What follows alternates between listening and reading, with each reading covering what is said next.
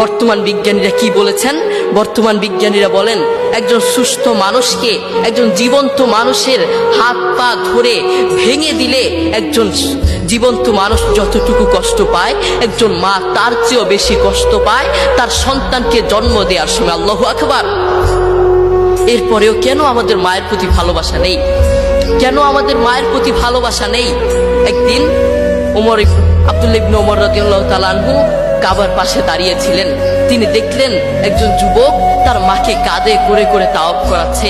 আব্দুল্লাহ ইবনে ওমর রাদিয়াল্লাহু তাআলা আনহু তার দিকে তাকিয়ে থাকলেন। এরপর যুবকটি আব্দুল্লাহ ইবনে ওমর রাদিয়াল্লাহু তাআলা আনহুর কাছে এসে বললেন, আমি কয়েকটা বছর এভাবে আমি আমার মাকে কাঁধে করে বেড়াই, আমি আমার মাকে বাথরুমে নিয়ে যাই কাঁধে করে, আমি আমার মাকে খাওয়াতে নিয়ে যাই কাঁধে করে, প্রত্যেকটা জায়গায় আমি আমার মাকে এভাবে কাঁধে করে নিয়ে যাই। আপনি বলুন, আপনার কাছে আমার প্রশ্ন, আমি কি আমার মায়ের হক আদায় করতে পেরেছি? আমি কি আমার মায়ের হক আদায় করতে পেরেছি? আব্দুল্লাহ ইবনে ওমর রাদিয়াল্লাহু তাআলা আনহু কি বললেন জানেন? তোমার মা তোমাকে জন্ম দেওয়ার সময় কয়েক হাজার কষ্টের নিঃশ্বাস ছেড়েছে। তুমি যদি সেই কয়েক হাজার কষ্টের নিঃশ্বাস থেকে একটি কষ্টের নিঃশ্বাসের হক আদায় করার জন্য কিয়ামত পর্যন্ত তোমার মাকে এভাবে কাঁধে করে বয়ে বেড়াও, কিয়ামত পর্যন্ত একটা কষ্টের নিঃশ্বাসের হক আদায় করতে পারবে না। আল্লাহু আকবার। দেখেছেন মা আমাদের জন্য কত কষ্ট করেছেন। নিজের জীবনের চেয়ে তার সন্তানের দিকে ভালোবাসেন। অন্য কারো দিকে না তাকালেও নিজের সন্তানের দিকে তাকান। তবুও বহু কুলাঙ্গার সন্তান তার মাকে ঘর থেকে বের করে দেয়।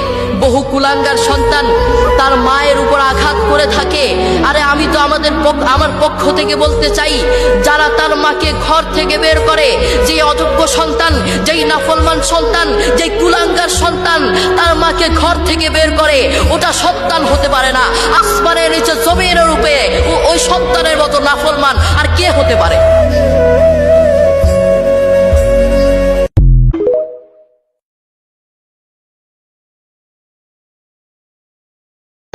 বর্তমান বিজ্ঞানীরা কি বলেছেন?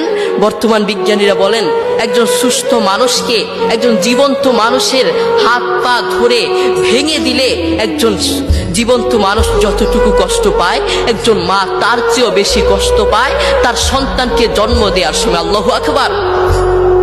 এরপরেও কেন আমাদের মায়ের প্রতি ভালোবাসা নেই? কেন আমাদের মায়ের প্রতি ভালোবাসা নেই? একদিন আব্দুল্লাহ ইবনে ওমর রাদিয়াল্লাহু তাআলা আনহু কাবার পাশে দাঁড়িয়েছিলেন। তিনি দেখলেন একজন যুবক তার মাকে কাঁধে করে করে তাওয়াফ করাচ্ছে। আব্দুল্লাহ ইবনে ওমর রাদিয়াল্লাহু তাআলা আনহু তার দিকে তাকিয়ে থাকলেন। এরপর যুবকটি আব্দুল্লাহ